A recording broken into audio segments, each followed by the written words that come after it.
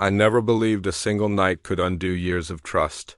I always thought betrayal was a slow burn, something that grew from distance and neglect, not from one careless decision. I was wrong. The truth came out on an ordinary morning. There was no dramatic confrontation, no suspicious behavior leading up to it. Just a phone vibrating on the kitchen counter while my wife was in the shower. I wasn't snooping. I wasn't looking for anything. The screen lit up with a message that just didn't belong in our life together. I recognized the tone instantly, casual, intimate, far too familiar for a stranger. When she came back, a towel wrapped around her shoulders, I asked her calmly who it was. She froze. That one pause told me everything before she even spoke a word. She sat down slowly and said there was something she needed to tell me. She said it was a mistake, one night. A moment of weakness after drinking too much at a friend's birthday party. She swore it didn't mean anything. She said it was already over, that she was ashamed, that she hated herself for it. I listened without interrupting. My hands were steady. My voice was quiet when I asked her why she hadn't told me sooner. She said she was afraid of losing me. The irony of that answer felt cruel. I walked out of the house that day without a plan. I just drove until the city blurred into something unfamiliar. I remember pulling over at a gas station and just sitting there for a long time, staring at my reflection in the windshield, trying to understand how someone you trust with your life could betray you so casually. When I got back that night, she was crying. She begged.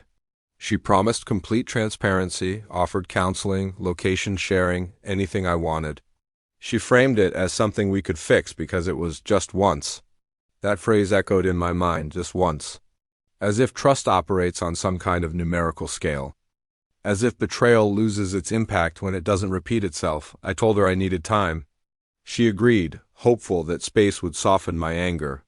But what it actually did was sharpen my clarity. Over the next few days I saw everything differently.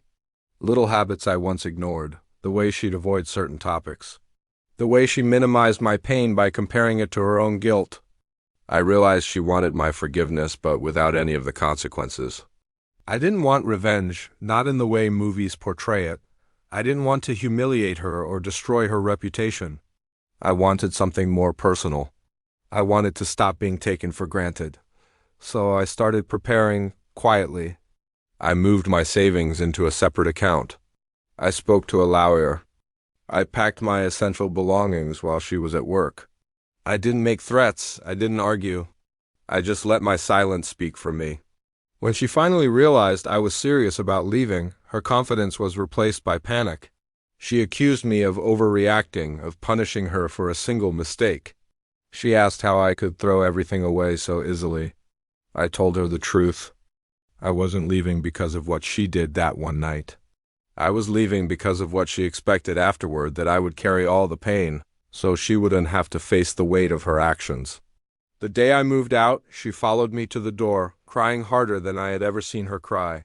She asked if there was any chance we could try again later on. I told her I didn't know.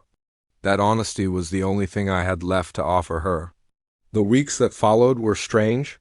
They were painful, yes, but also quiet in a way that felt honest. I wasn't pretending anymore. I wasn't reassuring the person who had broken me. Then something unexpected happened. She stopped blaming me. One night she sent a message, not begging, not arguing, just acknowledging what she had done without any excuses. She said she finally understood that her one-night stand wasn't just a moment, but a decision that changed how I saw her forever. That message didn't fix anything, but it mattered. We met a few weeks later to talk about practical things. Finances, logistics, closure. She looked smaller somehow, less certain of herself. She told me she had started therapy, not to win me back, but to understand herself. I listened. I respected the effort, but I didn't feel pulled back to her.